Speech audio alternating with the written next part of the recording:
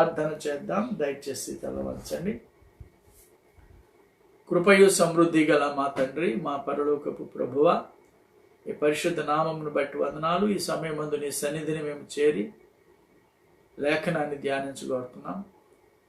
ఆయన మీరు మర్మమైనటువంటి నీ లేఖనాన్ని మా ప్రభు నీ ఆత్మ ద్వారా మాకు బయలుపరిచినప్పుడు మేము ఏక మనసు, ఏకాత్మ, ఏకభావం గలవారమై ఆత్మ కలిగించినటువంటి ఐక్యత కలిగి నేను ధ్యానించడానికి నీ కృప దయచేయమని, ఎందరూ సిద్ధపడిన వారై ఉన్నారో, ఎందరూ వీక్షించుచున్నటువంటి వారై ఉన్నారో వారిని, మమ్మల్ని, నన్నును ఏక మనసులోని తోడుకొని వచ్చి బలపరిచి, స్థిరపరిచి, వాక్యంను బట్టి నన్ను మమ్మల్ని నిలువబెట్టమని యేసు పరిశుద్ధ నామమున వేడుకొంచున్నాము.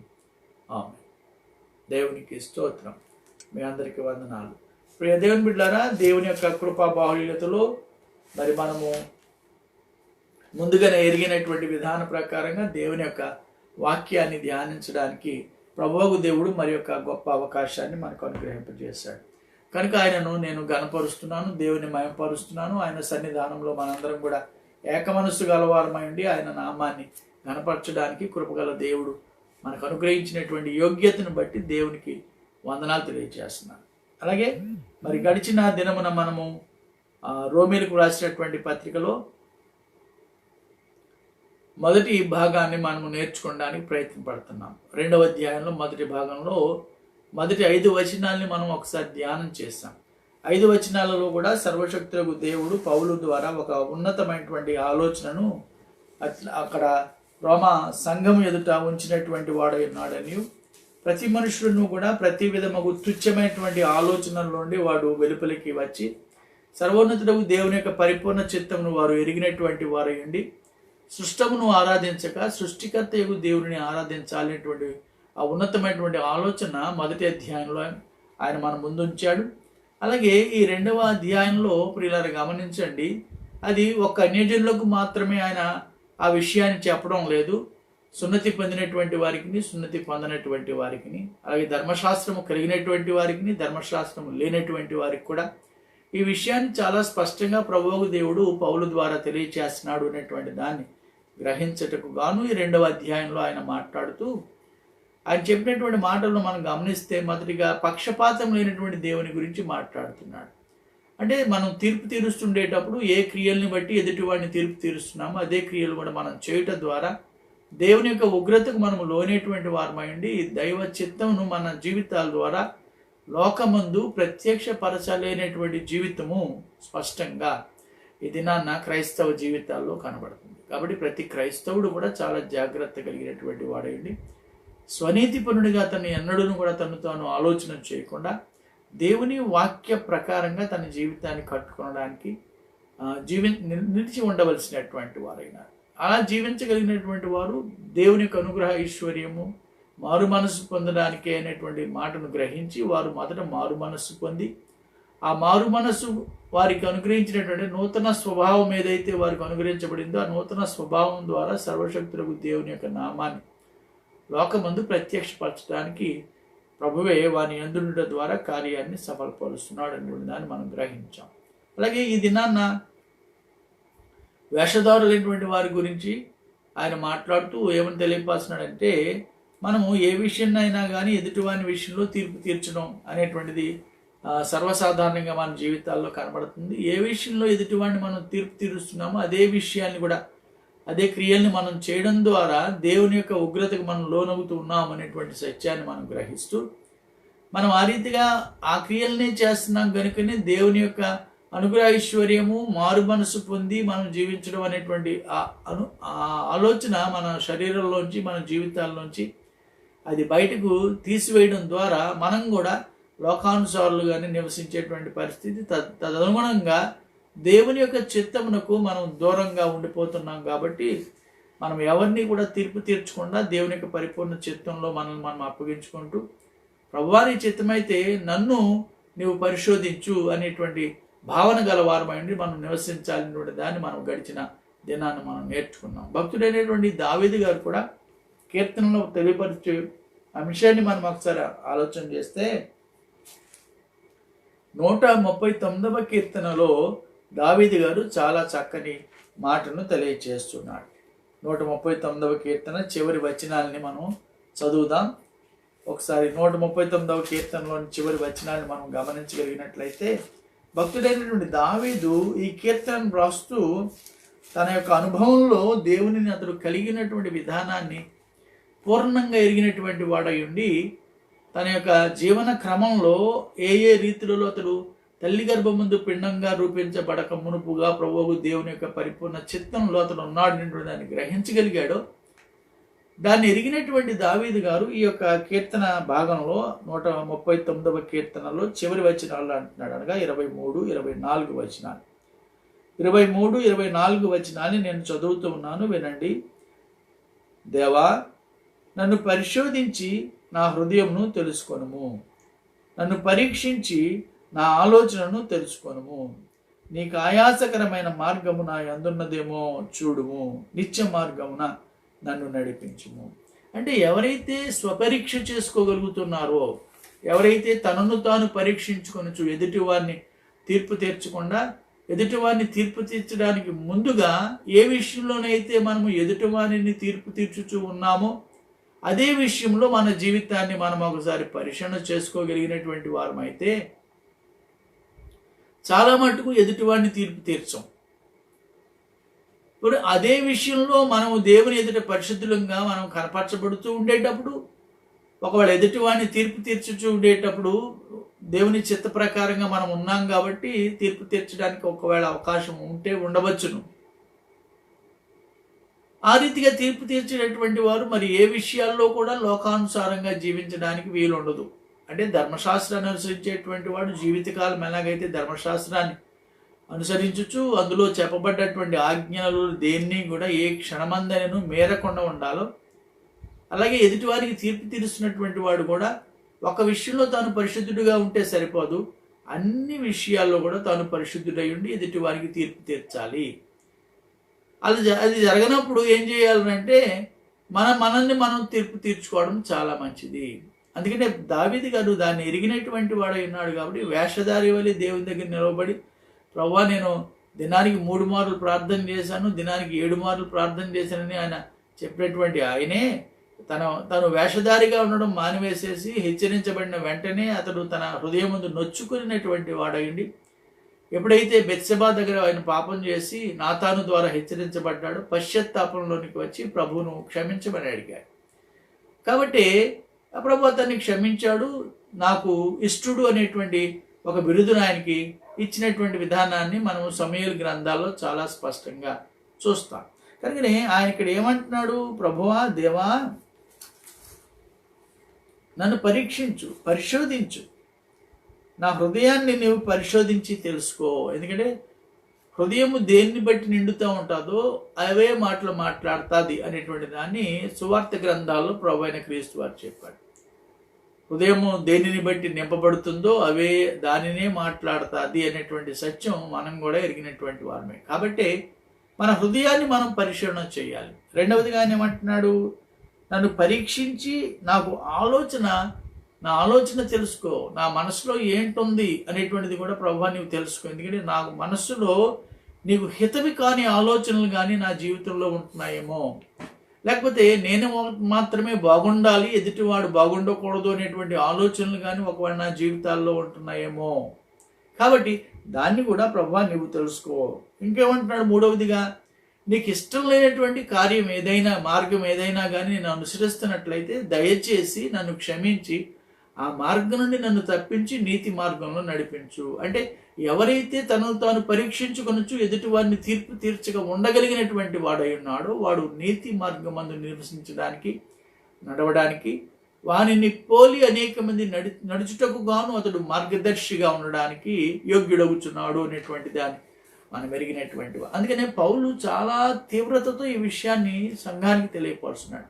మరొక వాక్యాన్ని కూడా మనం గమనిస్తూ ఉండేటప్పుడు మరి ఈ ఎదుటి వారికి తీర్పు తీర్చడం అనేటువంటి విషయాల్లోనే పౌలు భక్తుడైన దావీదు గారు మరొక చోట కూడా మరొక మాట చెప్తాడు. 26వ అధ్యాయాన్ని కూడా ఒకసారి మనం గమనిస్తే 26వ అధ్యాయంలో కూడా భక్తుడైన దావీదు గారు దేవునికి విజ్ఞాపన ప్రార్థన చేస్తూ అక్కడ కూడా ప్రభువును ఒక కోరిక కోరుకుంటున్నాడు. ఏమిటండి 26వ అధ్యాయం మొదటి వచనం అంటాడు, నేను యథార్థవంతుడనే ప్రవర్తించుచున్నాను, నాకు తీర్పు తీర్చుము. ఏ సందేహము లేకుండా యెహోవా యందు నేను నమ్మిక ఉంచి ఉన్నాను. 2వ వచనంలో ఆయన అంటున్నాడు, ఏమంటున్నాడు ఆయన? యెహోవా నన్ను పరిశీలించుము, నన్ను పరీక్షించుము, నా అంతరంద్రియములను నా హృదయమును పరిశోధించు. నా అంతరింద్రియాలన్నింటినీ కూడా నువ్వు పరిశోధించు. అంటే ఏ ఇంద్రియం ద్వారానైనా కానీ నేను ఒకవేళ పాపం చేస్తున్నానేమో. అందుకని పౌలు గారు అంటాడు, మీ యొక్క ఇంద్రియాలని, మీ శరీరాన్ని అవినీతికి అప్పగించకండి, పాపానికి అప్పగించకండి అనేటువంటి విషయాన్ని రోమా సంఘంతోనే ఆయన చాలా స్పష్టంగా మాట్లాడతాడు. కనుక ఇప్పుడు ఈ దేవుని బిడ్డలారా, దేవుని చిత్తము ఎరిగినటువంటి ఒక విశ్వాసిగా మన జీవితంలో మనం ఎంత నీతిమంతులంగా ఉంటున్నా కూడా ఎదుటి వారిని తీర్పు తీర్చక ఉండుటయే శ్రేయస్కరమైనది అనేటువంటి దాన్ని ఒక విశ్వాసిగా నీవైనా నేనైనా నేర్చుకున్నాను. ఈ 6వ వచనంలోనికి వచ్చేటప్పటికి సర్వశక్తులకు దేవుని యొక్క కృప ద్వారా పౌలు గారు చెప్తున్నటువంటి మాట ఏమిటంటే, ఆయన అనగా దేవుడు ప్రతివానికి వాని క్రియల చొప్పున ఫలమిస్తూ ఉంటాడు కదా. ఎందుకంటే ప్రతివాడు కూడా ఫలాన్ని అనుభవించవలసినటువంటి వాడు. ఒక విత్తనం విత్తినప్పుడు అది ఫలించాలి. అది ఫలించని ఎడను నరికివేయబడతాది అనేటువంటి దాన్ని క్రీస్తు వారు ఉపమానాల ద్వారా తెలియచేశాడు. ఒక వ్యవసాయదారునికి ఒక పొలం ఉంది, ఆ పొలంలో ఒక చెట్టు ఉంది, ఆ చెట్టునికేమో లోతుగా త్రవ్వి అన్ని ఎరువులు వేశారు. కానీ ఫలించేటువంటి కాలం వచ్చి చూసేటప్పటికి అది ఫలములను లేక ఆకులు మాత్రమే మిగిలి ఉండడం చూసాం. కాబట్టి యజమానుడు అంటున్నాడు, దీన్ని కొట్టివేసి అని పనివానికి, తోటమాలికి చెప్తే, అయ్యా మరొక సంవత్సరాన్ని మీరు నాకు అవకాశం ఇవ్వండి, ఇంకా లోతుకు తవ్వుతాను, ఇంకా లోతైనటువంటి విధానాల్లో వాక్యాన్ని నేను బోధిస్తాను, బోధించి దేవుని నీ చిత్తమైతే వారిలో ఉన్నటువంటి, నాలో ఉన్నటువంటి దురలవాట్లను, చెడు సహవాసాలని, చెడు జీవితాన్ని ఏరిపారేసేసుకుంటాం. ఒకవేళ అప్పటికీ కూడా మారకపోయినట్లయితే మీరు ఆ చెట్టుని నరికించేసుకోండి అనేటువంటి భావన కలవాడండి. అక్కడ తోటమాలి మాట్లాడడాన్ని మనం ఆ యొక్క ఉపమానంలో చూస్తాం. కనుక అలాగే ప్రియులారా గమనించండి, ప్రతివాడు ఫలించాలి. మన ఫలము నీతికైనను మన ఫలము పాపమునకైనను ఏదో ఒక ఫలాన్ని ఖచ్చితంగా మనం ఫలించవలసినటువంటి వారు. అందుకనే ప్రభువు దేవుడు ఇక్కడ హెచ్చరిక చేస్తున్నాడు, ఏమిటట?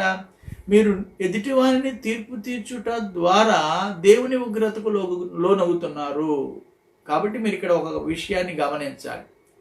ఈ విషయం మీకు తెలుసుకోవడం అనేటువంటిది చాలా మంచిది. ఏంటంటే ఏ విషయం చెప్తున్నాడైనా, ప్రతివానికి వాని క్రియ చొప్పున ప్రతిఫలం ఇస్తాను. అంటే ప్రతివానికి తీర్పు నిమిత్తము లెక్క అప్పగించాలి. నేను ఎవరినైనా తీర్పు తీరుస్తూ ఉండేటప్పుడు దాని విషయమే దేవునికి నేను లెక్క అప్పగించాలి. నేను ఒక మాట మాట్లాడుతూ ఉండేటప్పుడు ఆ మాట విషయంలో కూడా దేవునికి నేను లెక్క అప్పగించాలి. నా ప్రవర్తన విషయంలో, నా జీవిత విషయంలో, నా మాట విషయంలో, నా పనుల విషయంలో, నాకున్నటువంటి ధన విషయంలో, ప్రతి దాని విషయంలో కూడా నేను లెక్క అప్పగించాలి. చాలామంది ఏమనుకుంటారు, నా కష్టార్జితం నా ఇష్టం వచ్చినట్టు నేను జీవించవచ్చు, ఎలాగొన్నా పర్వాలేదు. రెండవది ఏంటంటే దేశమే నాకు స్వాతంత్రత కలుగు చేసింది, నాకు వాక్ స్వాతంత్రత ఉన్నది, కాబట్టి నేను ఎవరినైనా ఏదైనా మాటలు మాట్లాడవచ్చు, ఎవరినైనా ఏ రీతికైనా తీర్పు తీర్చొచ్చు అనే భావనలు చాలామంది జీవితాల్లో ఈ దినాన్ని కనబడుతుంది. కారణం ఏంటంటే దేవుని వాక్య సంపూర్ణత ఎరక్కపోవడం. కనుక ఎప్పుడు గమనించండి, ఇక్కడ మనం గమనిస్తూ ఉండేటప్పుడు తీర్పు ప్రతి తీర్పు నిమిత్తం కూడా మనం దేవునికి లెక్క అప్పగించాలి, అది గ్రహించాలి. రెండవది ఏంటంటే మనం కూడా తీర్పు తీరుస్తున్న ఏ విషయంలో ఎదుటి వారిని తీర్పు తీరుస్తున్నామో అదే క్రియలు మనం చేస్తున్నామేమో అది కూడా ఒకసారి గమనించాలి. అలాగే ఇంకా మనం ఏం చేయాలి, ఇది గమనించుచు ఉండేటప్పుడు దీన్ని గమనించలేనటువంటి వారు చేస్తున్న 2 కార్యాలు ఏమిటంటే, మొదటిది దేవుని యొక్క సంపూర్ణ నిబంధన వారు విస్మరిస్తున్నారు. దేవుని యొక్క సంపూర్ణ నిబంధన ఏమిటంటే, ఎదుటి వారికి మీరు తీర్పు తీర్చడం చెప్పలేదు, కానీ ప్రభువైన యేసుక్రీస్తు వారి 10 ఆజ్ఞల సారాన్ని ఒకే ఆజ్ఞను దుంచుట ద్వారా ఆయన చెప్పినటువంటి మాట ఏమిటంటే, నిన్ను వలె నీ పొరుగు వారిని ప్రేమించుము అనేటువంటి ఒక మాట చెప్పారు. కాబట్టి సాధ్యమైనంత మటుకు మన ఎదుటివాడిని ప్రేమించడానికి మనం అలవర్చుకొనవలసినటువంటి వారు. కనుకనే ఆ గుణలక్షణము మన జీవితాల్లో ఒకవేళ లేకపోతున్నట్లయితే మనం ఒకసారి ఆలోచన చేస్తూ తీర్పు తీర్చడం ద్వారా దేవుని యొక్క వాగ్దానాన్ని మనం ఏమాత్రం కూడా స్వతంత్రించుకోలేం. కానీ తీర్పు తీర్చడం ద్వారా ఆయన ఉగ్రతకే మనం లోనవుతున్నాం అనేటువంటి దాన్ని గమనించుకుంటూ దేవుని యొక్క పరిపూర్ణ చిత్తం వైపు మనం మన మనస్సులను స్థిరపరచుకుంటూ దేవునితో మరి ప్రభు మనకు ఒక దినాన ప్రతిఫలం ఇవ్వబోతున్నాడు, మన క్రియల ద్వారా మనకు ప్రతిఫలం ఇవ్వబోతున్నాడు అనేటువంటి దాన్ని గ్రహించాలి. దావీదు గారు ఒక చోట మాట్లాడుతూ ఏమంటాడంటే 62వ అధ్యాయంలో ఆయన ఒక మాట చెప్తుంటాడు. ఏమంటాడంటే, ప్రభువా మనుషులందరికీ కూడా వారి వారి క్రియల చొప్పున నీవు ప్రతిఫలాన్ని ఇస్తున్నావు అనేటువంటి మాట ఆయన చాలా స్పష్టంగా 62వ అధ్యాయంలో తెలియపరుస్తుంటాడు. కీర్తన గ్రంథము 62వ అధ్యాయాన్ని మనం గమనిస్తూ ఉండేటప్పుడు 62వ అధ్యాయంలో చివరి వచనంలో ఈ మాట చెప్తా ఉంటాడు కదండి.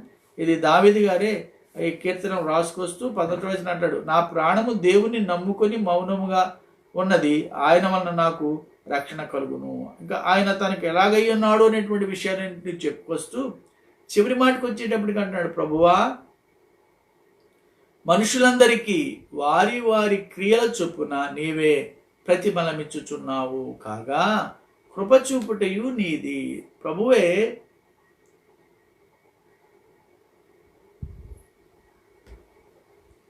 మన ఎడల కృప చూపు వాడై ఉన్నాడు.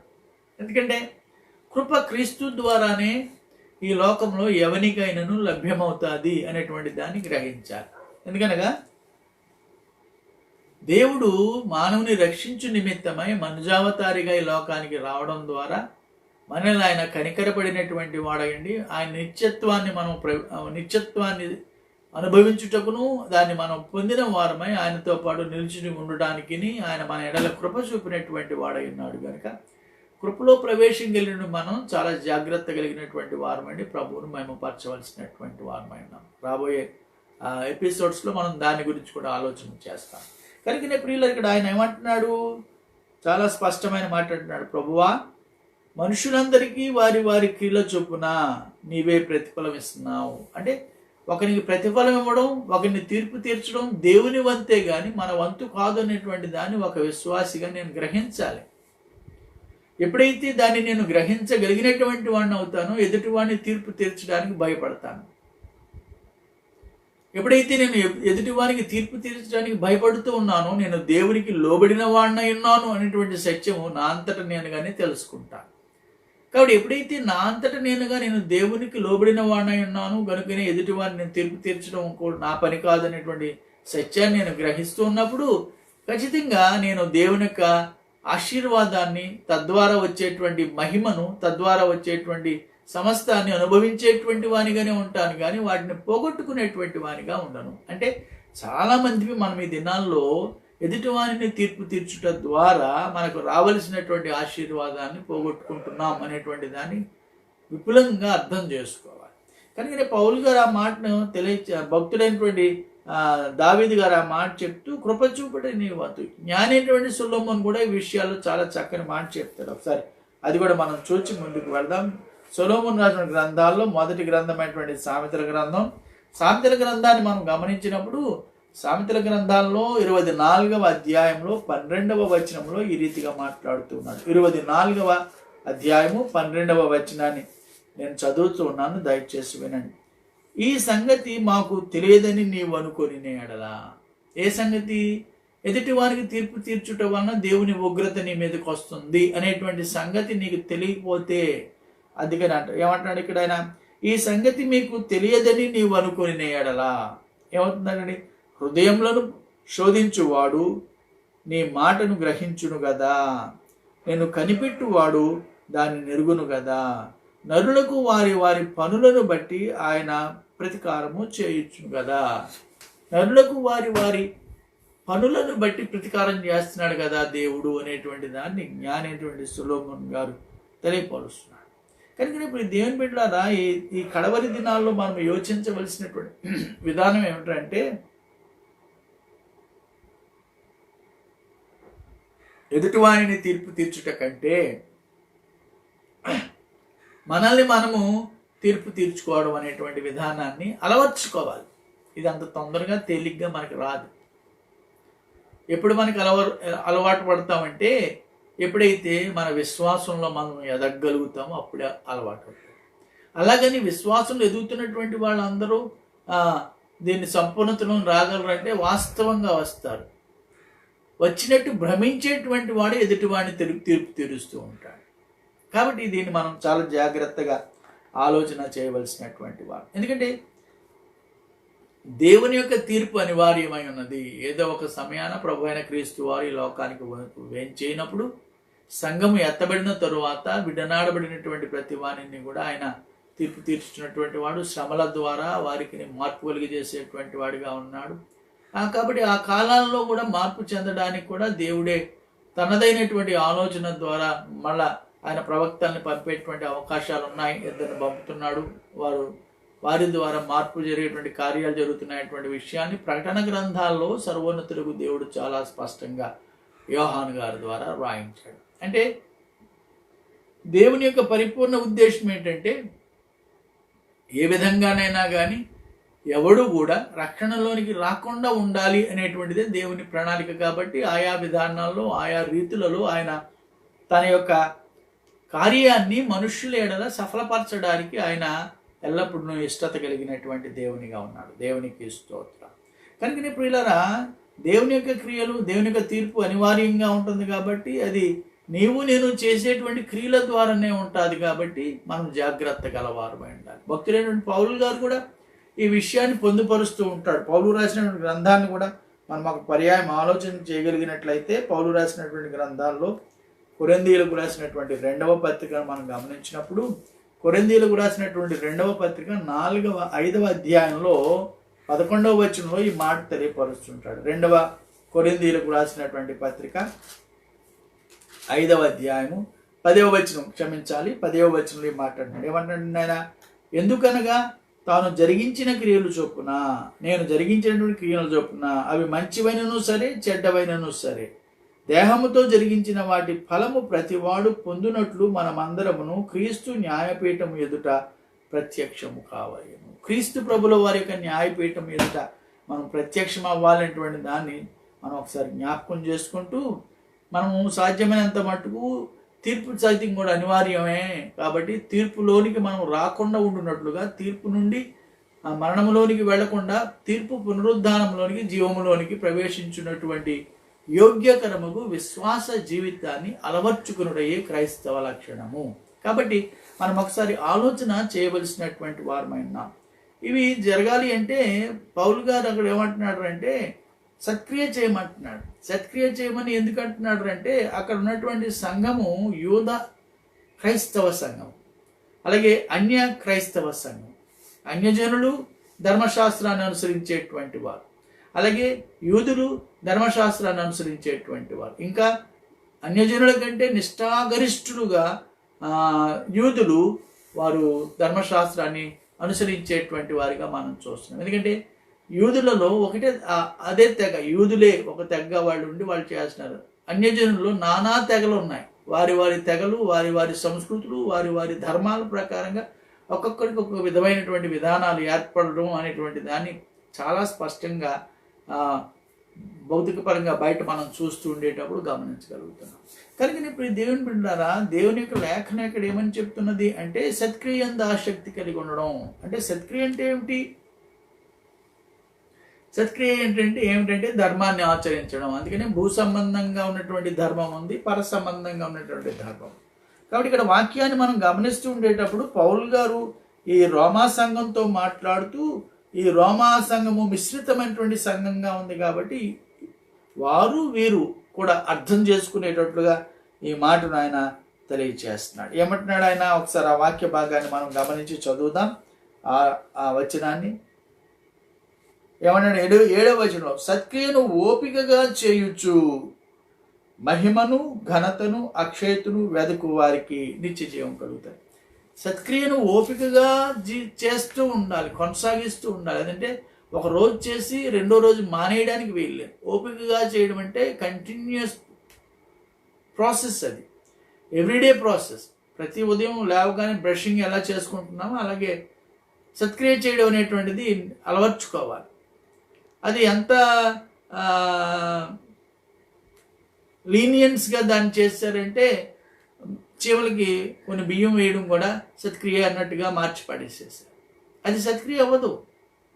సత్క్రియ అసలు సత్క్రియ అంటే ఏమిటంటే సత్యాన్ని అనుసరించుట, సత్యాన్ని తెలుసుకునుట.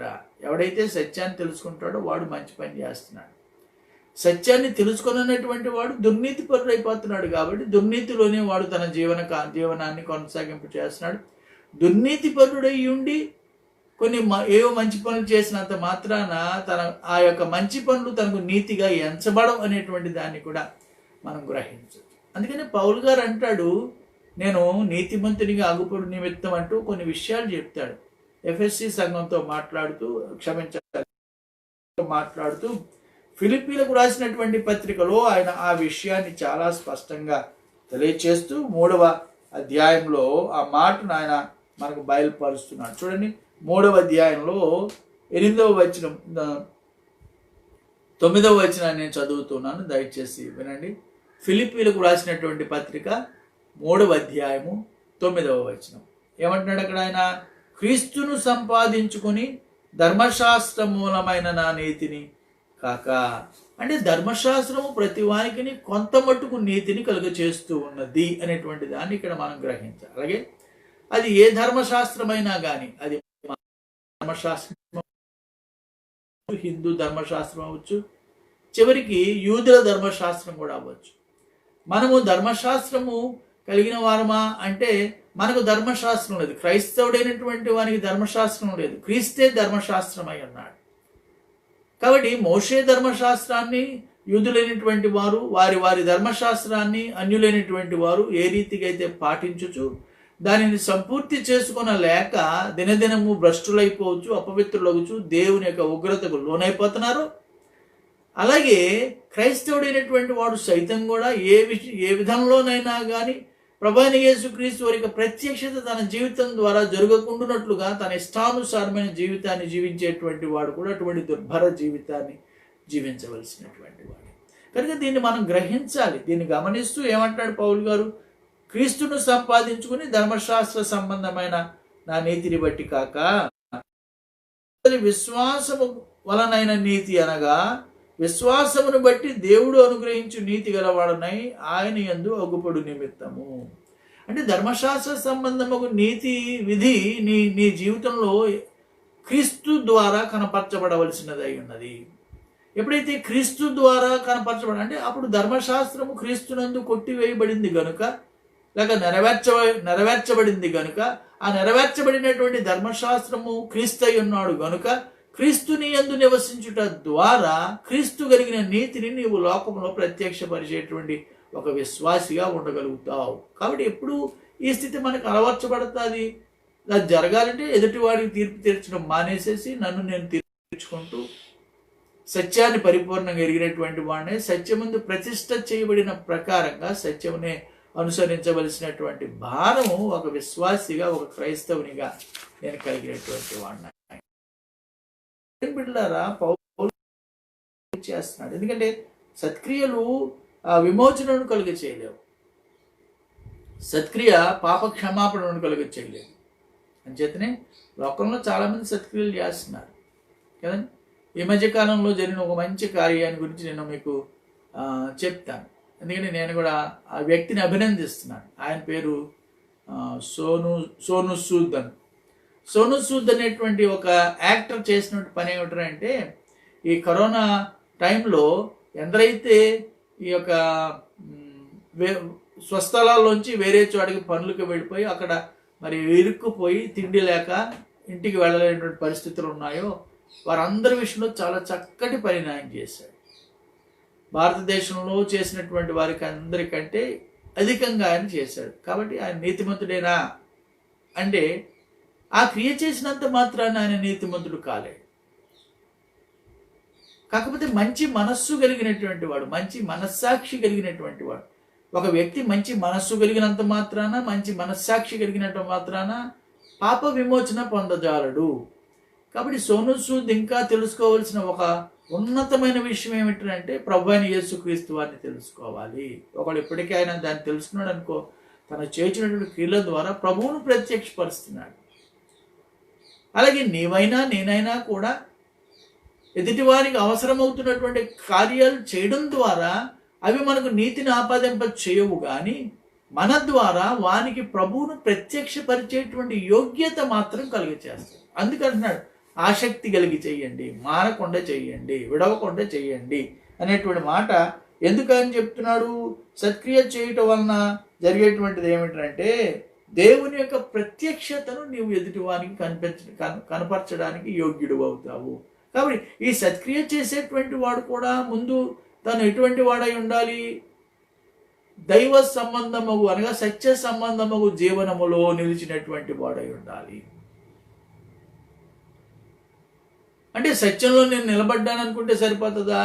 సత్యంలో నిలబడినటువంటి ఆయన సత్యమును బట్టి విమోచించబడాలి. ఎవరు సత్యం అంటే క్రీస్తే. క్రీస్తుని బట్టి ఒకడు విమోచించబడాలి అంటే క్రీస్తును తన స్వంత రక్షకునిగా అంగీకరించాలి. అంటే ఆయన ఎదుట తన పాపాన్ని ఒప్పుకొనాలి. ఆయన రక్తము చేత కడుగబడినటువంటి విశ్వాసములోనికి అతడు రావాలి. ఆయనతో సహవాసము కలిగినటువంటి వానిగా ఉండాలి. నేను వచ్చే వరకును మీరు దీనిని చేయించి ఉండండి అనేటువంటి విధానాల్లో మనకు ఆయన సంస్కరణ విషయమై ఏదైతే మనకు చెప్పి ఉన్నాడో ఆ సంస్కరణను మనం జరిగింపచేస్తూ ప్రతి దినము కూడా మన యొక్క హృదయాన్ని స్థిరపరచుకుంటూ సిద్ధపరచుకుంటూ ప్రభువును కొరకు నివసిస్తూ ప్రభువును కలిగిన వారమై ప్రభువును ప్రత్యక్షపరచడం ఒక్కటే సత్క్రియ. అది గమనించాలి. అంచేతనే సత్క్రియ అనగా సత్యాన్ని మనం ఎరగడం, సత్యంలో ఎదగడం. కాబట్టి ఎవరైతే ఆ స్థితిలోనికి రాలేకపోతూ ఉంటారో వారు దేవుని ధర్మవిధిని ఎరగలేకపోతున్నారు. ఈ దినాన్న చాలా మందికి దేవుని ధర్మవిధి తెలియడం లేదు. మనుషుల విధిని ప్రకారంగానే జీవిస్తున్నారు. యూదులు సైతం కూడా మోషే ధర్మశాస్త్ర ప్రకారంగానే జీవిస్తున్నారు. కానీ దేవుని యొక్క ధర్మవిధిని ఎన్నడూ కూడా వారు ఇంకను కూడా గ్రహించినటువంటి వారు. దానికి వేరే కారణాలు ఉన్నాయనుకోండి, అది వేరే విషయం. మనం రక్షించబడాలి కాబట్టి వారు ఆ స్థితిలో ఉన్నారు. కాబట్టి మనం వాళ్ళకి రుణస్థులమై ఉన్నామనేటువంటి మాట కూడా వాస్తవంగా కనబడుతుంది. కనుక ఇప్పుడు ఈ దేవుని బిడ్డారా మనం ఇక్కడ యోచిస్తూ ఉండేటప్పుడు పౌలు గారు ఈ విషయాన్ని తెలియచేస్తూ ఏమంటే సత్క్రియ ఓపికగా చేయించు మహిమను ఘనతను అక్షయతను వెదుకు వారికి. మహిమ ఘనత అక్షయత అనేటువంటివి దైవ సంబంధమైనటువంటివి. ఎప్పుడైతే ఒక మనుషుడు దేవునితో సహవాసము కలిగినటువంటి వాడై ఉండి ఉన్నాడో అప్పుడు దేవునికి చెందవలసినటువంటి మహిమ, దేవునికి చెందవలసినటువంటి ఘనత ఇవి మానవునికి ఆయన ఆపాదింప చేస్తూ ఉంటాడు. కాబట్టి ఎప్పుడైతే మానవ జీవితంలో దైవ సంబంధము మహిమ ఘనత వాడు పొందుతూ ఉంటాడో తద్వారా దేవుడు మహిమపరచబడేటువంటి పరిస్థితులు ఏర్పడుతున్నాయి. ఎందుకంటే దాని కొరకే మానవుడిని ఆయన సృజించినటువంటి వాడు ఆయన. ఒకసారి మీరు ఎఫెసీలకు రాసిన పత్రిక మొదటి అధ్యాయం రాసినటువంటి మొదటి పత్రికలో 2 మార్లు 3 మార్లు ముమ్మారు ఆ విషయాన్ని పౌలు గారు చాలా స్పష్టంగా తెలియచేయడం అనేటువంటి దాన్ని మనం ఎరిగినటువంటి వాడు. కాబట్టి ఒక వచనాన్ని మాత్రం నేను చదివి ముందుకు వెళదాం. ఏమంటే అది 13వ వచనం. మీరును సత్యవాక్యమును అనగా మీ రక్షణ సువార్తను విని క్రీస్తునందు ముద్రించబడి వాగ్దానము చేయబడితిరి. 14వ వచనం. దేవుని మహిమకు కీర్తి కలుగుటకై ఆయన సంపాదించుకున్న ప్రజలకు విమోచనము కలుగు నిమిత్తము ఆయన ఈ ఆత్మ మనకు స్వాస్థ్యకరము మన స్వాస్థ్యమునకు సంచకరువుగా ఉన్నాడు. పిల్లరా ఇక్కడ వాక్య భాగాన్ని మనం గమనిస్తూ ఉండేటప్పుడు ఇంకా ప్రధానంగా ప్రత్యక్షంగా 4-6 వచనాలు రాయబడింది. ఎట్లనగా తన ప్రియనియందు తాను ఉచితముగా మనకు అనుగ్రహించినటువంటి తన కృపా మహిమకు కీర్తి కలుగునట్లు దేవుడు తన దయా సంకల్ప ప్రకారంగా చిత్త ప్రకారంగా అనాది కాలంలోనే మనల్ని ఏర్పరచుకునేటువంటి వాడై నాడు అనేటువంటి పరిపూర్ణ సత్యాన్ని పౌలు గారు ఎఫ్ఎస్సి సంఘంతో మాట్లాడుతున్నారు. కనుక ఇప్పుడు ఈ దేవుని బిడ్డలారా మనము ఆలోచన చేయవలసినటువంటి వారమైనాం. ఏమిటంటే మనము ధర్మవిధిని అనుసరించుట ద్వారా ఏం చేయాలంటండి? మహిమయు ఘనతయు కీర్తిని ప్రభువు కొరకు మనం సంపాదించుకోనాలి. ఇది దైవ సంబంధమైనటువంటి ప్రక్రియ కనుక ఎప్పుడైతే దైవ సంబంధముగా నిబంధన జీవితంలో మనం నిలిచిన వారం అవుతున్నామో ఖచ్చితంగా దేవుని ఆత్మ చేత జీవము గల వారమై నివసించగల యోగ్యత మనకు అనుగ్రహించబడుతుంది. ఇది జరిగింపజేయడానికే రక్షణ కార్యాన్ని ప్రభువైన దేవుడు జరిగించాడు. యోహాను సువార్త 3వ అధ్యాయం 16వ వచనాన్ని మనం గమనిస్తుండేటప్పుడు 3:16 అంటాడు, దేవుడు లోకమును ఎంతో ప్రేమించెను కాగా ఆయన తన యందు విశ్వాసముంచు ప్రతివాడు నశింపక ప్రతివాడు నశింపక నిత్యజీవం పొందాలి. ప్రతివాడు నశింపక నిత్యజీవం పొందాలంటే ప్రతివాడు సత్క్రియయందు ఆసక్తి కలిగినటువంటి వాడై దాన్ని విడిచిపెట్టకుండా సత్యంలో ప్రతిష్ఠించబడిన ప్రకారంగా సత్యానుగుణముకు జీవన క్రమాన్ని దినదినము అలవర్చుకొనుటయే దేవుని చిత్తం. ఒక క్రైస్తవుని విషయంలో ఇది దేవుని చిత్తం, ఒక అన్యుని విషయంలో కూడా ఇదే దేవుని చిత్తం. కాబట్టి అన్యుడైనను క్రైస్తవుడైనను దేవుని పరిపూర్ణతలోనికి రావాల్సినటువంటి వాడు. కాబట్టి ఆ మాటను ఆయన స్థిరపరచడం కొరకు ఇంకా కొన్ని విషయాలు మనం చదువుకుని ముందుకు వెళ్దాం. 3:16 ఒక మాట చెప్పాడు. అలాగే 1 యోహాను 5:11 కూడా ఒక మాట చెప్తాడు. 1 యోహాను 5:11 మనం చూస్తూ ఉండేటప్పుడు అక్కడ ఒక ఉన్నతముగు సాక్ష్యాన్ని అక్కడ యోహాను గారు ఇస్తున్నాడు. ఏమిట్రా సాక్ష్యం అంటే ఆయన చెప్పినటువంటి సాక్ష్యము క్రీస్తును గూర్చినటువంటి పరిపూర్ణ సాక్ష్యం. ఏమంటాడు ఆయన? ఆ సాక్ష్యం ఏమనగా దేవుడు మనకు నిత్య జీవమును దయచేసెను. ఈ జీవము ఆయన కుమారుని యందు ఉన్నది. దేవుని కుమారుని అంగీకరించువాడు జీవము గలవాడు, ఘనత గలవాడు, అక్షయత గలవాడు. దేవుని కుమారుని అంగీకరింపని వాడు జీవము లేనివాడు. ఎవరు దేవుని కుమారుడు? ప్రభు అయిన యేసుక్రీస్తు వాడు. దేవత్వం కలిగినటువంటి వాడై దానిని విడిచి మానవునిగా ఈ లోకానికి వేంచేసి తండ్రికి విధేయుడైన వాడై మరణము పొందినంతగా విధేయత చూపినటువంటి వాడై నా విమోచనార్థమై ఆయన మరణమును పొందినటువంటి వాడై ఉండి తిరిగి లేవనెత్తబడినటువంటి దేవుడై. కనుక ప్రియులారా, ఈ ఘనత అక్షయత నా జీవితాల్లో జరగాలి అంటే క్రీస్తు మన జీవితముల యందు లేకుండా ఇది సంభవింపబడదు. కాబట్టి దీని విషయంలో ఏం చేస్తున్నారట? భేదాలు పుట్టిస్తున్నారు. అందుకని 8వ వచనంలో ఆయన అంటున్నాడు, ఏమంటే అయితే భేదములు పుట్టించి సత్యమునకు లోబడక దుర్నీతికి లోబడు వారి మీదికి దేవుని ఉగ్రతయు రౌద్రమును వచ్చును. ఉగ్రత రౌద్రము రెండు వస్తున్నాయి. ఎవరి మీదకి? ఎవరైతే దుర్నీతిని కలిగినటువంటి వారు అవుతున్నారో, ఎవరైతే దేవునికి లోబడక విభేదాలు పుట్టిస్తున్నటువంటి వారు అయినారు. అంచేతనే భేదాలు కల్పించడం అనేటువంటి ఆ అలవాట్లు మన జీవితాల్లో ఉంటున్నట్లయితే వాటిని తీసివేసుకుని ఏం చేయాలండి? దేవుని పరిపూర్ణ చిత్తాన్ని గ్రహిస్తూ ఒకవేళ మనము దేవుని యొక్క చిత్త ప్రకారంగా నడుస్తూ ఉండేటప్పుడు శ్రమ, శోధన, ఇరుకు, ఇబ్బందులు, వ్యతిరేకతలు వచ్చినా కూడా ప్రభు చిత్తానికి అప్పగించుకుంటూ ప్రభువే చూచుకొనును అనేటువంటి భావన గలవారమై మనం ఎప్పుడైతే నిలువబడగలిగినటువంటి వారం అవుతామో ఏ విధంగానైనా ప్రభు నిన్ను తన కొరకు వాడుకొనగలిగినటువంటి వాడు అవుతూ ఉంటాడు. కనుక ఇప్పుడు గమనించండి, భేదాలు పుట్టించేటువంటి వారు ఎవరైతే ఉంటున్నారో వారు గమనించవలసింది ఏమిటంటే, మొదట వారు సత్యానికి లోబడడం లేదు. రెండవది, వారి మీదకి దేవుని ఉగ్రత, దేవుని రౌద్రము రెండు కూడా వస్తున్నాయి. కాబట్టి ఆయన ఏమంటున్నాడు? దాన్ని కొనసాగిస్తూ దుష్కార్యము చేయు ప్రతి మనుషునికి ఆత్మకు, మొదట యూదునికి గ్రీసు దేశస్థునికి కూడా శ్రమయు వేదనయు కలుగును. కదండి, భేదాలు పుట్టించి దుష్కార్యం చేసేటువంటి వాడు. వాడు భేదం పుట్టించి అక్కడతోనే ఆగిపోయాడే అనుకోండి, అక్కడతోనే ఆగిపోతే వాడు కొంత శ్రమ తక్కువ అవుతుంది, శ్రమ వేదనే కలుగుతుంది. క్షమించాలి, పై వచనం చెప్తాడు, దేవుని ఉగ్రతకు రౌద్రానికి లోబడతాడు. దేవుని ఉగ్రతకు రౌద్రానికి లోబడుతున్నటువంటి ఆ స్థితితోనే అక్కడ ఆగిపోతాడు. ఒకవేళ అక్కడ మార్పు చెందినటువంటి వాడే ప్రభువును అడిగినట్లయితే ప్రభువు దేవుడు తనను క్షమించగలిగినటువంటి వాడు. ఆయన పశ్చాత్తాపడ్డని ఎవరు చెప్పగలరు? ఎవరిని చెప్పలేమనేటువంటి దాన్ని యోవేలు గ్రంథకర్త చాలా స్పష్టంగా ఆయన మాట్లాడతాడు 2వ అధ్యాయంలో. కాబట్టి ఇప్పుడు గమనించండి, ప్రభువు వైపునకు నీవైనా నేనైనా తిరిగినట్లయితే ఆయన పశ్చాత్తాపడతాడు, క్షమిస్తాడు. ఎందుకంటే ఎంతైనాను ఆయన క్షమింప సిద్ధ మనస్సు కలిగినటువంటి దేవుడు మనకున్నాడు కనుక. కాబట్టి ఆయన వైపు మనం తిరగగలిగినట్లయితే ఆ స్థితిని మనం పొందగలుగుతాం. ఒకవేళ అది చేయలేక ఇంకనూ దుర్నీతికరమగు జీవన క్రమంలోనే మనం ఉండిపోతూ ఉన్నట్లయితే ఆయన ఉగ్రత రౌద్రంతో పాటుగా శ్రమ వేదన కూడా కలుగుతూ ఉంటాయి. కనుక మనం ఒకసారి ఆలోచన చేయాలి. ఇక్కడ చాలా విషయాన్ని మనం ధ్యానం చేయాలి.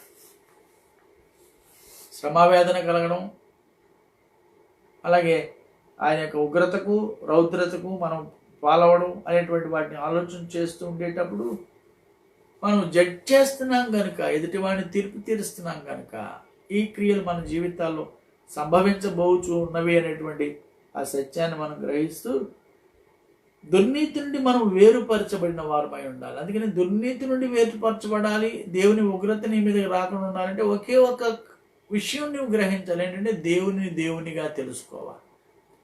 అందుకని మొదటి అధ్యాయం అంతట్లో కూడా 2వ భాగంలో పౌలు గారు అదే విషయాన్ని చాలా స్పష్టంగా తెలియపరిచారు. ఎవరైతే దుర్నీతి పరులుగా ఉంటున్నారో వారిని దేవుడే భ్రష్ట మనస్సుకు అప్పగించేటువంటి వారిగా ఉంటున్నాడు. కాబట్టి వారు జాగ్రత్త గల వారిని అక్కడ వారి జీవితాన్ని స్థిరపరచుకోవాలి. కాబట్టి ఈ విషయాల్లో దేవుడు పక్షపాతి కాడు.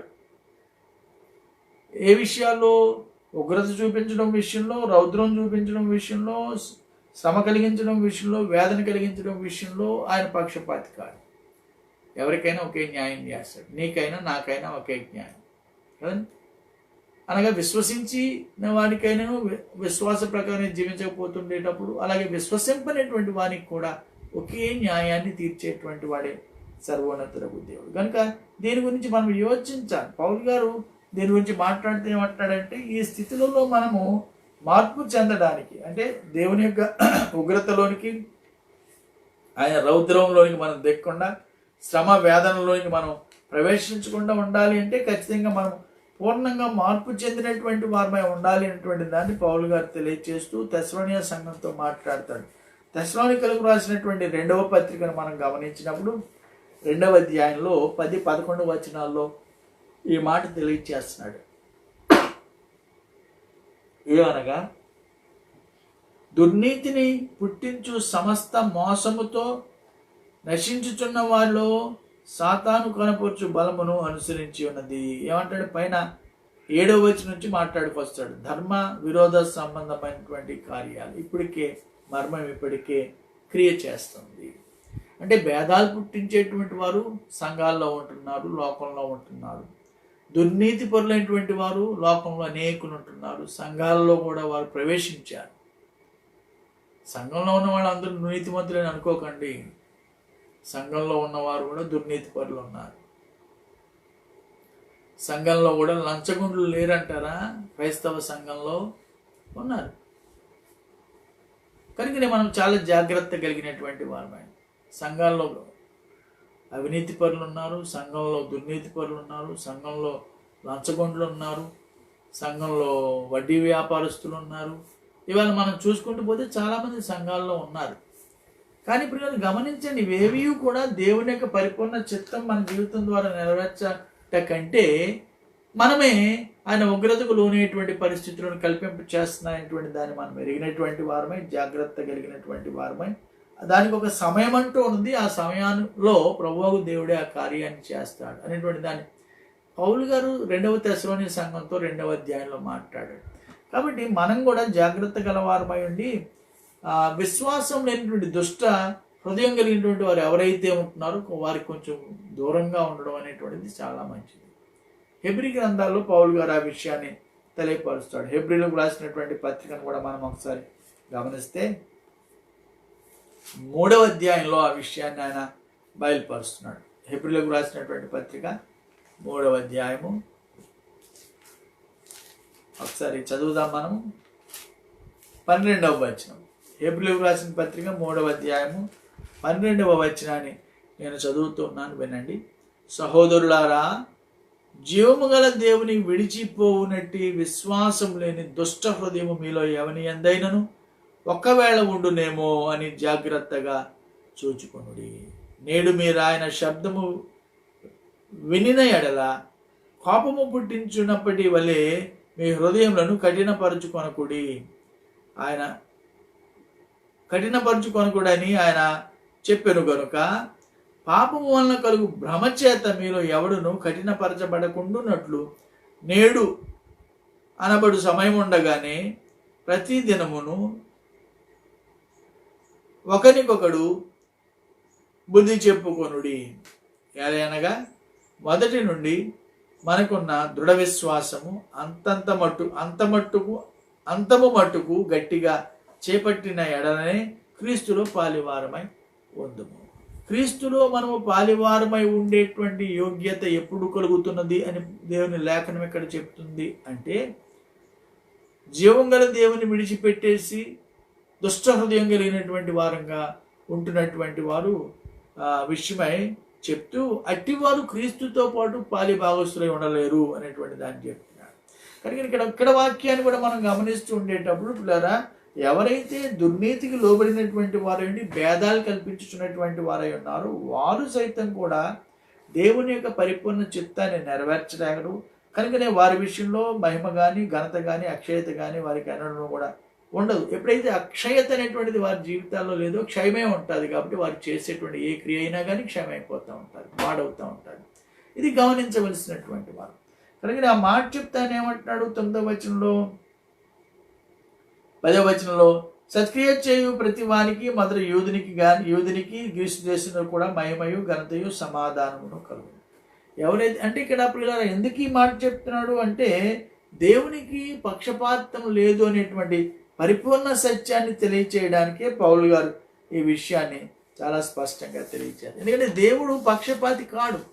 ఆయన యూదునైనా గ్రీసు దేశస్తునైనా, కొన్ని బైబిల్లో హెల్లేనీయుడు అన్నాడు, అదే ఏ విధమైనటువంటి విగ్రహారాధనలో ఉన్నటువంటి వారినైనా కూడా ఆయన ఉగ్రతను లోనికి ఆయన నడిపించేటువంటి వాడిగా ఉన్నాడు. కాబట్టి అక్కడి నుండి వారు తప్పించబడాలి అంటే ఆ స్థితి నుండి వారు వెలుపలికి రావాల్సినటువంటి వారు ఎలా రాగలుగుతారంటే క్రీస్తునందలి విశ్వాసము ద్వారానే వారు నిలిచి. అందుకని ఇక్కడ ఆయన అన్నాడు, ఏమన్నాడు 10వ వచనంలో, సత్క్రియ చేయు ప్రతి వానికి అనగా సత్యమందు ప్రతిష్ఠించబడినటువంటి ప్రతి వానికి, మొదటి యూదునికి తర్వాత గ్రీసు దేశస్తునికి మహిమ ఘనత సమాధానం కలుగుతుంది. మహిమ ఘనత సమాధానం కలుగుతుంది. కనుక ఇప్పుడు మహిమ ఘనతలు ఇక్కడ ఉంటాయి. సమాధానం ప్రభుత్వం నిరంతరం ఉండేటువంటి యోగ్యత తను కలిగినటువంటి వానిగా ఉంటున్నాడు. కాబట్టి ఇక్కడ ఏ భేదం లేదు. ఇది ఎవరికైనా సంభవిస్తుంది, యూదునికైనా సంభవిస్తుంది. ఎందుకంటే యూదులు దేవుని ప్రజలైనటువంటి వారు, అన్యజనులు దేవుని ప్రజలతో సమానము చేయబడినటువంటి వారు. వారు దేవుని ప్రజలే కాదనడానికి వాళ్ళకు కూడా అధికారం లేదు. ఎందుకంటే దాని గురించి చాలా స్పష్టంగా పౌలు గారు ఎఫెసీ సంఘంతో చెప్తాడు. ఎఫెసీ సంఘంలో 3వ అధ్యాయంలో 6వ వచనంలో ఆయన చెప్పేటువంటి మాటని, మర్మమేమనగా అన్యజనులు యూదులతో సమాన వారసులను ఒక్క శరీరం అందరి అవయమును అయ్యున్నారు అనేటువంటిదే, అదే మర్మం అనేటువంటిది అని ఆయన చెప్తాడు. కనుక ఇప్పుడు దేవుని పిల్లలు మనం ఇక్కడ ఒకసారి ఆలోచన చేస్తూ ఉండేటప్పుడు యూదునికైనను గ్రీసు దేశస్తునికైనను ఏ విధమైనటువంటి పక్షపాతం లేకుండా దేవుడు తీర్పు తీరుస్తాడు. సొలొమోను సైతం కూడా దీని గురించి చక్కని మాట చెప్తాడు. సొలొమోను గ్రంథాన్ని మనం గమనించినప్పుడు భక్తులైనటువంటి సొలొమోను రాసినటువంటి గ్రంథాల్లో సామెతల గ్రంథాన్ని గమనిద్దాం. 1వ అధ్యాయాన్ని మనం చూద్దాం. సామెతల గ్రంథము 1వ అధ్యాయం. సామెతల గ్రంథము 1వ అధ్యాయంలో 27, 28 వచనాన్ని నేను చదువుతున్నాను, దయచేసి వినండి. భయము మీదికి తుఫాను వలె వచ్చినప్పుడు, సుడిగాలి వచ్చినట్లు మీకు అపాయము కలిగినప్పుడు, మీకు కష్టమును దుఃఖమును ప్రాప్తించినప్పుడు నేను అపహాస్యము చేసేదను. అప్పుడు వారు నన్ను గూర్చి మొర్ర పెట్టెదురు గాని నేను వారికి ప్రత్యుత్తరం ఇయ్యకుందును. నన్ను శ్రద్ధగా వెతుకుదురు గాని నేను వారికి కనబడకుందును. తర్వాత వచనాన్ని కూడా మనం చదువుదాం. జ్ఞానము వారికి అసహ్యమాయను, యెహోవా యందు భయభక్తులు కలిగినట వారికి ఇష్టము లేకపోయాను. అంటే ఎవరైతే దుష్టత్వంలో ఉంటున్నారో వారు తర్వాత ప్రార్థన చేసినా కానీ నేను ఆలకించను. యెషయా గ్రంథకర్త కూడా చాలా స్పష్టంగా ఆయన చెప్తాడు, విననేరక ఉండునట్లుగా దేవుని యొక్క చెవులు మందం కాలేదు. కాబట్టి మన పాపంలో ఆయనకి మనకుని మధ్యగా వచ్చిన 57వ అధ్యాయంలో 59వ అధ్యాయంలో ఆ విషయాన్ని చాలా స్పష్టంగా భక్తులైనటువంటి యెషయా గారు కూడా మనకి తెలియచేస్తుంటాడు. కాబట్టి ప్రభువు ప్రతి విషయంలో ప్రతి మనుషుడిని పూర్ణంగా ఎరిగినటువంటి వాడే. కనుకనే మనం ఒక పర్యాయము యోచిస్తూ దేవునికి పరిపూర్ణ చిత్తానుగుణంగా మన జీవితాన్ని మనం స్థిరపరచుకునేటువంటి వారంగా ఉండగలుగుతున్నామా లేదా. యెహెజ్కేలు గ్రంథకర్త కూడా ఈ విషయాన్ని చెప్తాడు. ఒకసారి యెహెజ్కేలు గ్రంథాన్ని మనం చూద్దాం. యెహెజ్కేలు గ్రంథము 18వ అధ్యాయము 20వ వచనంలో ఆయన ఈ మాట చెప్తున్నాడు. యెహెజ్కేలు గ్రంథము 18వ అధ్యాయము 20వ వచనంలో చెప్తున్నటువంటి మాట ఏమిటంటే, పాపము చేయువాడే మరణము నొందును, తండ్రి యొక్క దోష శిక్షను కుమారుడు మోయటలేదని, కుమారుని దోష శిక్షను తండ్రి మోయడు. నీతిపరునికి నీతిపరుని నీతి ఆ నీతిపరునికే చెందును, దుష్టుని దుష్టత్వము ఆ దుష్టునికే చెందును. అయితే దుష్టుడు తాను చేసిన పాపములన్నిటిని విడిచి నా కట్టడాన్నిటిని అనుసరించి నీతిని అనుసరించి న్యాయము జరిగించిన నెల అతడు మరణము నొందడు, అవశ్యముగా బ్రతుకును. ఇక్కడ వాక్యాన్ని గమనిస్తూ ఉండేటప్పుడు కుమారునిదే, తండ్రిదే. కాబట్టి కుమారుని ద్వారా తండ్రికి కానీ, తండ్రి ద్వారా కుమారునికి కానీ రక్షణ అనేటువంటిది ఎంత మాత్రం కూడా లేదు. ఎవరి యొక్క జీవన విధానాన్ని బట్టి వారి తీర్పు తీర్చబడాలి. మరి అటువంటిప్పుడు హిందూ ధర్మశాస్త్రాన్ని మనం గమనిస్తూ ఉండేటప్పుడు కుమారుని ద్వారా నరక ప్రాప్తి నుండి తప్పించేటువంటి విధానాలు వారు ఎందుకు బోధిస్తున్నారు అంటే, వారు భూ సంబంధమైన ధర్మశాస్త్రాన్ని తమ మట్టుకు తాముగా ఏర్పరచుకున్నటువంటి వారై ఉన్నారే కానీ దేవుని యొక్క ధర్మ విధిని వారు ఎన్నడూ కూడా ఎరిగినటువంటి వారు కారు అనేటువంటి సత్యాన్ని కూడా మనం గమనించాలి. కాబట్టి పాపం చేసేటువంటి వాడే మరణం పొందుతాడు.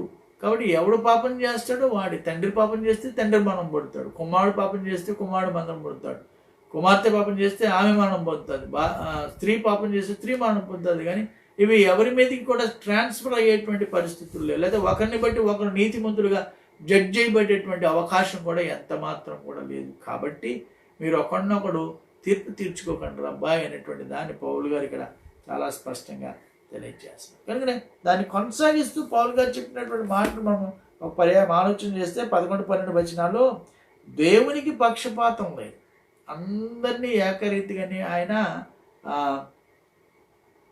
తీర్పు తీర్చేటువంటి వాడు. వారి కిందకి మనం చూచాం, వారి క్రియల చొప్పున, వారు దేహమందుండి చేసినటువంటి మంచి క్రియల చొప్పునైనాను చెడ్డ క్రియల చొప్పునైనాను వారిని ఆయన తీర్పు తీర్చేటువంటి దేవుడై ఉన్నాడు అటువంటి సత్యాన్ని చెప్తున్నాడు కదండి. అంచేతే పక్షపాతం లేకుండానే ప్రభువు ప్రతి వారికి కూడా తీర్పు తీర్చేటువంటి వాడు. అందుకని ప్రభువా నువ్వు ఒకసారి ఆలోచన చేయి, నువ్వు ఇలాగ నీతిమంతులు ఉన్నట్లయితే వాళ్ళని చంపకుండా ఉంటావా అనేటువంటి ఆ విషయాల్ని అబ్రహాం గారు దేవునితో మాట్లాడతాడు.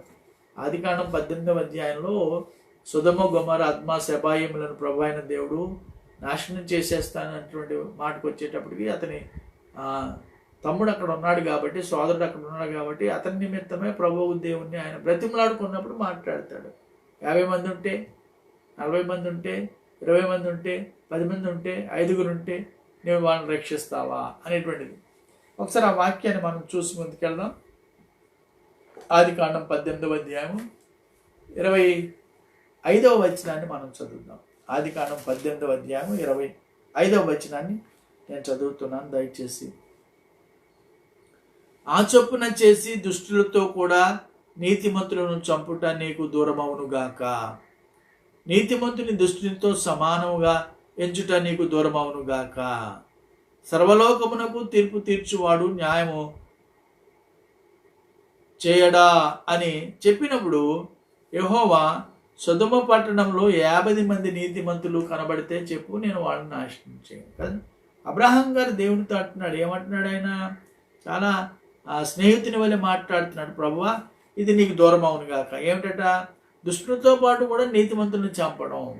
కాబట్టి నేను నీతిమంతులను చంపనయ్యా, వాడిని ఒకవేళ ఎంతమంది అయినా నీతిమంతులు ఉంటే వాడిని చూపించు, నేను వాళ్ళని సేవ్ చేస్తాను, వాళ్ళని ప్రక్కన పెడతాను అనేటువంటి మాట అక్కడ అబ్రహాం గారితో ఆయన మాట్లాడు. అంటే దేవుడు నీతిమంతుని అలాగే నీతిమంతుడు అనేటువంటి అర్థం ఏమిటంటే క్రీస్తును పోలి నివసించినటువంటి ఆయన చంపుతాడంటే ఆయన అసలు ఆ మాటే లేదు అక్కడ. ఎప్పుడైతే నువ్వు క్రీస్తును అభ్యసించుతున్నటువంటి వాడు అవుతున్నావో నీ జీవితంలో ప్రతి విధంగా పాపము క్షమించబడింది, పాపము నుండి నువ్వు విడుదల పొందినటువంటి వాడు అయి ఉన్నావు. ఎదుటి వాడిని తీర్పు తీర్చకుండా నీ మట్టుకు నీవు జాగ్రత్త కలిగినటువంటి వాడిగా ఉన్నావు. నీ మట్టుకు నీవు కానీ పరీక్షించుకొంచున్నటువంటి వాడిగా ఉన్నావు. ప్రభు నీలో ఉన్నాడు అనేటువంటి పరిపూర్ణ సాక్ష్యాన్ని లోకంలో కలిగినటువంటి వాడిగా ఉన్నావు. కాబట్టి నిన్ను ఆయన ఏమాత్రం కూడా ఆయన శిక్షించడు, కానీ దానికి ప్రతిఫలాన్ని ఇస్తాడు. ఏమిటంటే మహిమ, ఘనత, ఆయనతో పాటు నివసించేటువంటి అక్షయత. కనుక ఇప్పుడు దేవుని బిడ్డలారా, ఈ వాక్య భాగాన్ని మనం గమనిస్తూ ఉండేటప్పుడు పౌలు గారు ఇక్కడ ఏమంటున్నాడు? ధర్మ పక్షపాతం లేదు అని చెప్తేమనండి, ధర్మశాస్త్రము లేక పాపం చేసిన వారందరూ ధర్మశాస్త్రము లేకయే నశించి, ధర్మశాస్త్రాన్ని గురించి మాట్లాడుతున్నాడు. తర్వాత మాటలు ఏమన్నాడు? ధర్మశాస్త్రము కలిగిన వారే పాపం చేసిన వారందరూ ధర్మశాస్త్రానుసారంగా తీర్పు నందుతురు. ధర్మశాస్త్రము లేకున్నప్పుడు అంటే ధర్మశాస్త్రము లేనప్పటి కాలం గమనించినప్పుడు ప్రియులారా,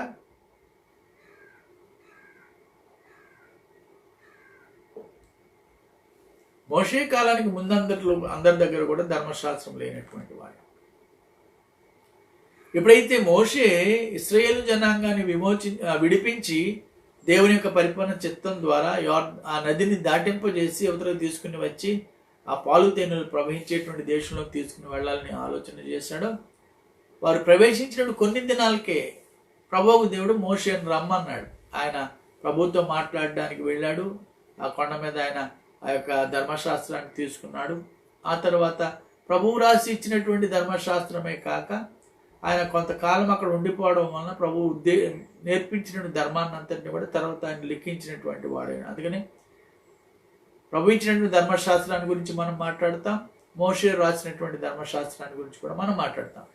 కాబట్టి దేవుడిచ్చినటువంటి ధర్మశాస్త్రము దైవ సంబంధమైంది, మోషే రాసినటువంటి ధర్మశాస్త్రము భూ సంబంధమైంది అనేటువంటి దాన్ని కూడా మనం ఒకసారి ఆలోచన చేస్తూ ఉండేటప్పుడు అక్కడ విధులు చెప్పాడు. ఎవరెవరు ఏ రీతిలో ఏ రీతిగా ఉండాలి, ఎవరెవరు ఎలా చేయాలి అనేటువంటి విధులన్నింటినీ కూడా ఆయన చాలా స్పష్టంగా అక్కడ రాసుకొచ్చాడు. కాబట్టి ధర్మశాస్త్రం లేనటువంటి కాలంలో ఉన్నటువంటి వారి సంగతి ఏమిటరా అంటే చాలా సందర్భాల్లో ఇది ఒక చాలా ప్రశ్నగా కనబడుతుంది కదండి. కాబట్టి ధర్మశాస్త్రం లేనటువంటి వారు ధర్మశాస్త్రం లేకుండానే నశించిపోతారు. వారు రక్షణలోకి వస్తారా? అది నీవు నేను ఆలోచించవలసిన పని లేదు. దేవుని చిత్తం, ఆయన చిత్తానుగుణంగా ఆయన ఆ కార్యాన్ని చేస్తారు. రెండవది, ధర్మశాస్త్రం కలిగిన వారై పాపం చేసిన వారందరూ. ఎందుకంటే ధర్మశాస్త్రం దేన్ని తెలియపరిచింది? పాపాన్ని తెలియచేసింది. కాబట్టి ధర్మశాస్త్రం పాపం తెలియచేసింది. కాబట్టి ధర్మశాస్త్రము ఏ పాపాన్ని అయితే తెలియచేసిందో ఆ పాప విషయమై ప్రాయశ్చిత్తాన్ని ప్రభువు క్రీస్తు వారు నీ కొరకు నా కొరకు చెల్లించారు కనుక ఎవడు క్రీస్తునందు ఉన్నాడు వాడు ధర్మశాస్త్ర విధి నుండి బయట ఉన్నటువంటి వాడు అనేటువంటి దాన్ని కూడా మనం గ్రహించాలి. అంటూ 13వ వచనం అంటాడు, ధర్మశాస్త్రము వినువారు దేవుని దృష్టికి నీతిమంతులు కారు కానీ ధర్మశాస్త్రమును అనుసరించు వారే నీతిమంతులని ఎంచబడతారు. ధర్మశాస్త్రం వినేటువంటి వారు, వాక్యాన్ని చదివేటువంటి వాళ్ళందరూ, వాక్యాన్ని వినేటువంటి వారు అందరూ కూడా నీతిమంతులా అంటే కాదు. ఈ దినాన ఈ వాక్యాన్ని మనం వింటున్నాం కాబట్టి నీతిమంతులమో మనం?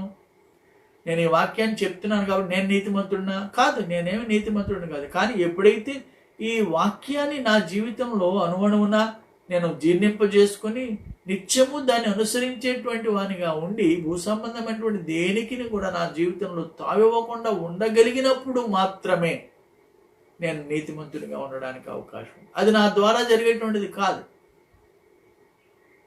ఏ నరుని ద్వారా జరిగేటువంటిది కాదు. కాబట్టి ప్రభువే దాన్ని ఎరిగినటువంటి వాడై ఉన్నాడు కనుక ప్రభువే మనము ఆయనను కలిగి ఉండడం కొరకై ఆయనే ఈ యొక్క సంపూర్ణ కార్యాన్ని జరిగింపజేసి ఆజ్ఞ అన్నిటికీ బదులుగా ఒకే ఒక ఆజ్ఞ ఇచ్చాడు. ఏమిటంటే నువ్వు పొరుగువాడిని ప్రేమించడబ్బాయి అని.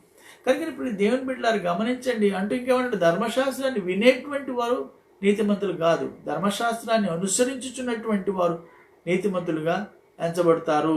కాబట్టి ఎవరైతే దాని అనుగుణంగా ప్రవర్తిస్తారో, అంటూ 14వ ఏమంటాడు, ధర్మశాస్త్రము లేని అన్యజనులు స్వాభావికంగా ధర్మశాస్త్ర సంబంధమైన క్రియలను చేసిన వారు ధర్మశాస్త్రము లేని వారైనను తమకు తామే ధర్మశాస్త్రమైనట్టుగా ఉన్నారు. ఇక్కడ ధర్మశాస్త్రము కలిగినటువంటి వారు, ధర్మశాస్త్రము లేనటువంటి వారు, తమకు తామే ధర్మశాస్త్రమైనటువంటి వారు. ఇవి 3 కోణాలు మనం ఆలోచన చేయాలి. ధర్మశాస్త్రము లేకుండా నశించినటువంటి వారు ధర్మశాస్త్రములకు వెనుకటి కాలంలో ఉన్నారు. సో ధర్మశాస్త్రము వచ్చిన తర్వాత ధర్మశాస్త్రము పాపాన్ని తెలియపరిచింది. ఆ పాప విషయంలో నివృత్తి పొందు నిమిత్తమై క్రీస్తు ఆధారమై ఉన్నాడు. సో క్రీస్తు ద్వారా ఆ ధర్మశాస్త్ర నిబంధన నుండి బయటికి వారు రావాలి, దాన్ని పాటించాలి. ధర్మశాస్త్రాన్ని అంటే క్రీస్తును పాటించాలి. క్రైస్తవుడు క్రీస్తును పాటించాలి. అంటే దినదినం క్రీస్తులో లోనికి వాడు ప్రవేశించుచు క్రీస్తు వలె రూపాంతరంలోనికి రావాల్సినటువంటి అనుభవంలో వాడు ఉన్నాడు అంటే ఇంకేమంటాడు ఆయన? అన్యజనులైనటువంటి వారు స్వాభావికంగా ధర్మశాస్త్ర సంబంధమైన క్రియలు చేస్తున్నారు. భూమి మీద చూడండి, అనేక మంది క్రీస్తుని ఎరగనటువంటి జాతులు మతాలు ఏవైతే ఉన్నాయో వాళ్ళు కూడా ధర్మశాస్త్రం అనుసరిస్తున్నారు. వారు కూడా ధర్మకార్యాలు చేస్తూ ఉంటారు. మరి ముఖ్యంగా చాలామంది ధర్మకార్యాలు చేసేటువంటి విధానాన్ని పూర్వకాలం ఒక 30-40 ఏళ్ల క్రితం వెనక్కి వెళ్ళిపోతే 60 ఏళ్ళు దాటినటువంటి వాడు మాత్రమే ధర్మకార్యాలు చేస్తూ ఉండేటువంటి. ఇక చావుకు దగ్గర అయిపోయాడు కాబట్టి వాడు చావడానికి ముందు ధర్మకార్యం చేసేవాడు.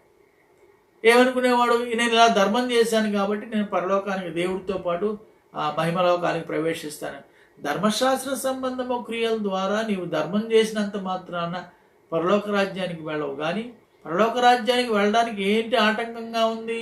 ధర్మశాస్త్రం దేన్ని తెలియచేస్తుంది? పరలోక రాజ్యానికి, దేవుని దగ్గరికి ఒక మనుషుడు వెళ్ళడానికి పాపం ఆటంకంగా ఉంది. ధర్మశాస్త్రం దేన్ని తెలియచేస్తుంది? పాపాన్ని తెలియచేస్తుంది. కాబట్టి పాప విషయమై నివృత్తి కలగాలి ప్రతి మనుషునికి, నీకైనా నాకైనా కానీ పాప విషయమై నివృత్తి కలగాలి. పాపము నుండి మనం విడుదల పొందాలి. పాపం నుండి విడుదల పొందడానికి మనం ఏం కార్యం చేయగలం? పాపం నుండి విడుదల పొందడానికి పూర్వకాలంలోనైతే, క్రీస్తుకు పూర్వకాలంలోనైతే బలి నర్పించేటువంటి వాడు.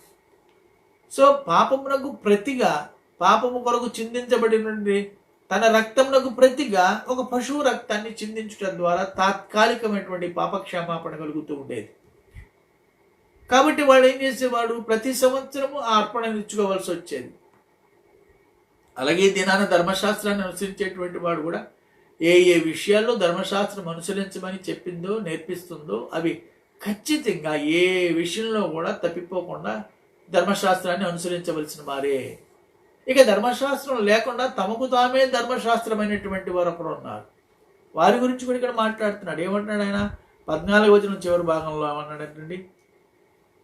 14వ వచనంలో, ధర్మశాస్త్రము లేని అన్యజనులు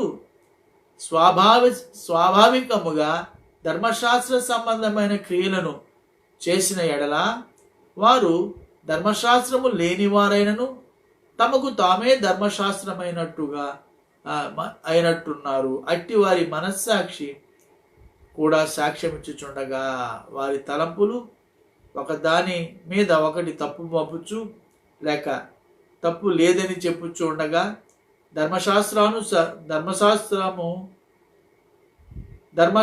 సారము తమ హృదయములందు వ్రాయబడినట్లుగా చూపుచూ ఉన్నారు. ధర్మశాస్త్రము హృదయమందు వ్రాయబడినట్లుగా చూపింది. అసలు ధర్మశాస్త్రం అనేది హృదయమందు వ్రాయబడవలసింది. అంటే నిత్యము దాన్ని అనుసరించేటట్లుగా నీవు నీ జీవితాన్ని మార్చుకొనవలసినటువంటి వాడు. కాబట్టి హృదయమందు నీవు వ్రాయాలి. అందుకనే ప్రభువు దేవుడు ఇశ్రాయేలుతో ఒక మాట చెప్తాడు. ఏమంటే ఆయన, నేను నా ధర్మశాస్త్ర విధిని మీ హృదయాల మీద చెప్తాను. కాబట్టి ఇక మీదట మీరు కఠిన హృదయులై ఉండరు. కాబట్టి కఠిన హృదయానికి మారుగా మీకు మాంసపు గుడ్డనిస్తాను, అవిధేయతకు మారుగా విధేయతను కలుగజేస్తాను. తద్వారా మీరు ధర్మశాస్త్ర విధిని మీ హృదయముల మీద లిఖించుకున్నటువంటి వారే దానికి అనుగుణంగా పరిశుద్ధపరచబడి పరిశుద్ధ క్రమంలో మీరు నివసిస్తారనేటువంటి వాగ్దానాన్ని ప్రవక్త ద్వారా, ఇర్మియా ప్రవక్త ద్వారా ఆయన చాలా స్పష్టంగా ఇశ్రాయేలులకు తెలియపరిచాడు. కనుక పిల్లలు గమనించండి, ఇక్కడ వాక్య భాగాన్ని మనం గమనిస్తూ ఉండేటప్పుడు తమకు తామే ధర్మశాస్త్రమైనట్టుగా ఉన్నటువంటి వారు చేయవలసిన పని ఏమిటంటే వారి మనస్సాక్షిని గురించి వారు ఆలోచన చేయాలి. కాబట్టి మనస్సాక్షిని గురించి ఆలోచన చేస్తూ ఉండేటప్పుడు మనస్సాక్షి ఏ విషయాల్లో మనల్ని అనీతిమంతులుగా నిరూపిస్తూ ఉందో దాని విషయంలో మన మనస్సును ఏదైతే మనల్ని అవినీతి పరుడుగా చెప్తుందో దానిని బట్టే సరి చేసుకునాలి. అందుకనే పౌలు గారు యోహాన్ గారు ఒక చక్కని మాట తెలియపరుస్తాడు. యోహాన్ గ్రంథాన్ని మనం గమనించినప్పుడు యోహాన్ పత్రికలలో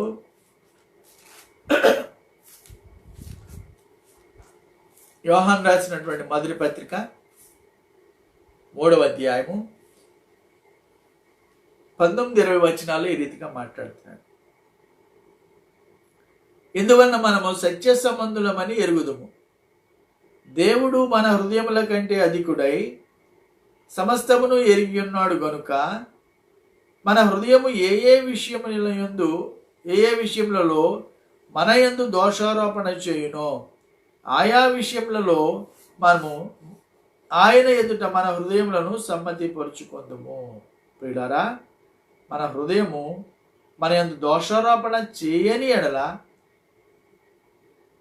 దేవుని ఎదుట ధైర్యము గలవారు మగుదుము.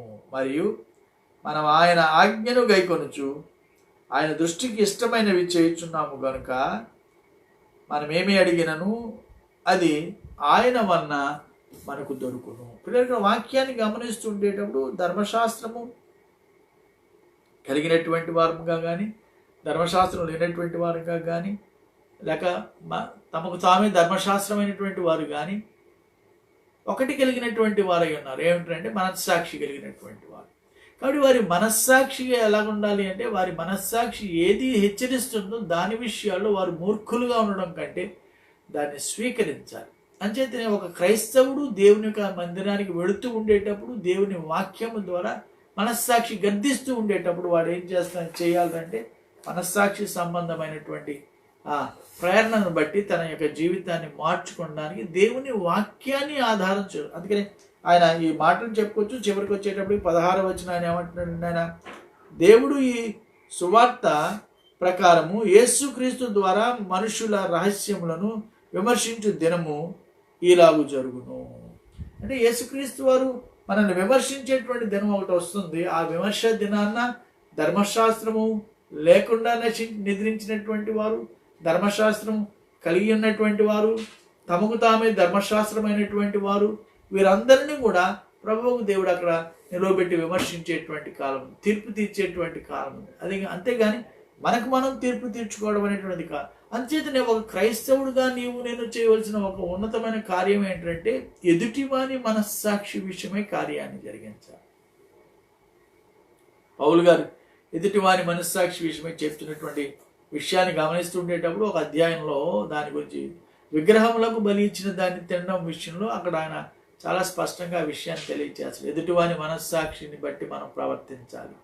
కాబట్టి అలాగే ఒక క్రైస్తవునిగా మనము సర్వసత్యాన్ని ఎరిగినటువంటి వారమై ఉన్నాం కాబట్టి ఎదుటివాని మనస్సాక్షిని బట్టి మనం కూడా ప్రవర్తిస్తూ సాధ్యమైనంత మటుకు దేవుని పరిపూర్ణ చిత్తం మన ద్వారా ఎదుటివానికి ప్రత్యక్షపరచబడేటట్లుగా మనం ఎవరిని తీర్పు తీర్చకుండా, వీడు విగ్రహారాధకుడు, వీరు విగ్రహాలను ఆరాధన చేసిన వీడు నాశనం అయిపోతాడని వాడిని విమర్శించడం కాకుండా నన్ను నేను స్వవిమర్శ చేసుకుంటూ నేను దేవునిలో పరిపూర్ణంగా నివసిస్తున్నాను లేదా అది ఆధారం అవుతుంది. ఎప్పుడైతే నేను దేవునిలో పరిపూర్ణంగా నివసిస్తాను ఎదుటివానికి నేను సాక్షార్థంగా అటువంటి కృపగల దేవుడు నీకును నాకు దయచేయను గాక.